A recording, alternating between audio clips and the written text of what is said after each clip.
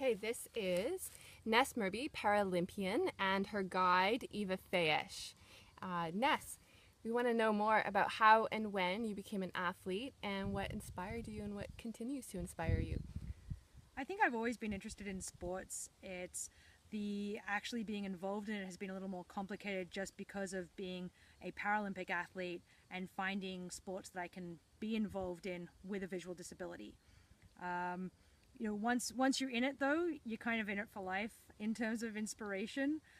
I've always been inspired by people who are overcoming the impossible, and once they get to the top of that mountain, they're not looking down, they're looking to the next mountain to climb. So for me, drive and pursuit of the next goal is something that's always inspired me in others, and I hope that I can inspire others with it in me. And do you have any sight on another mountain after this one at this point? Rio is not enough. No, when I get to the top of the Rio mountain, there's the next quadrennial, so the next 4 years, and next year there are the World Championships that are in London, all the way up to 2020, where we're going to have the Tokyo Paralympics. In between, you've got things like the Pan American Games in Peru and other World Championships. And I have to ask, how old are you? I'm 30 years old. That's great. Okay. So can you give us an idea of what your training looks like in terms of an annual basis, a daily basis, monthly? Well, being blind, I train with a guide, so it's kind of our annual and daily regime that's a little bit painful. Let's start off with the daily. So on a Tuesday, we get up around about 5:30, and we prepare ourselves to take either the first ferry or the second ferry, first being at 6:15 and the second 7:50. We head off to Victoria, where we train in throws for 2 hours at Lambrick Park Secondary. Then we do a little bit of weights work, and at the same location. We then head over to the Pacific Institute of Sports Excellence at Camerson College, and we use their treadmills and bikes, etc., to do our speed work, maybe some more weights work.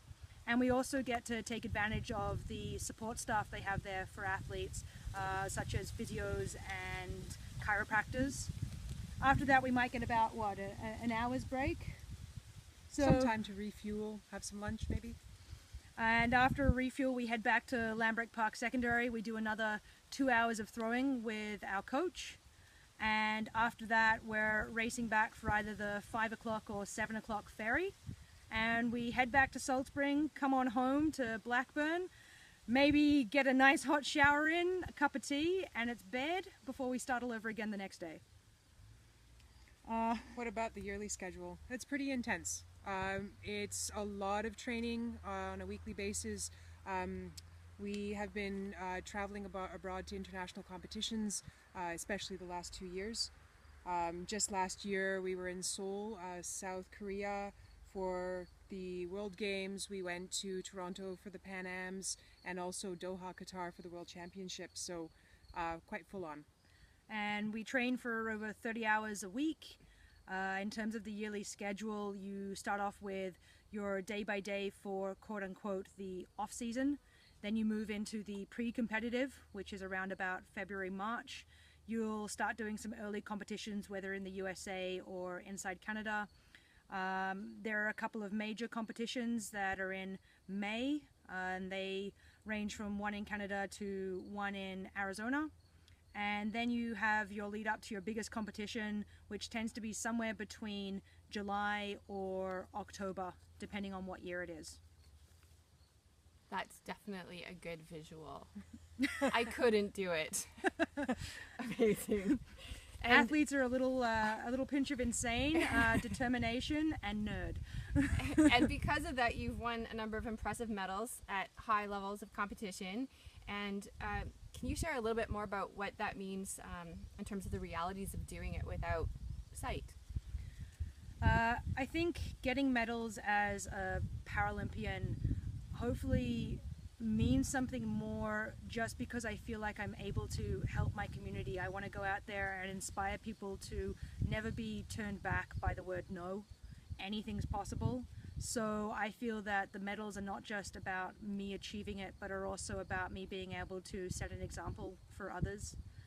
In terms of being blind, I compete with my guide, I train with my guide, I travel with my guide, and when we're away, she's helping me with everyday tasks and making sure we stay safe.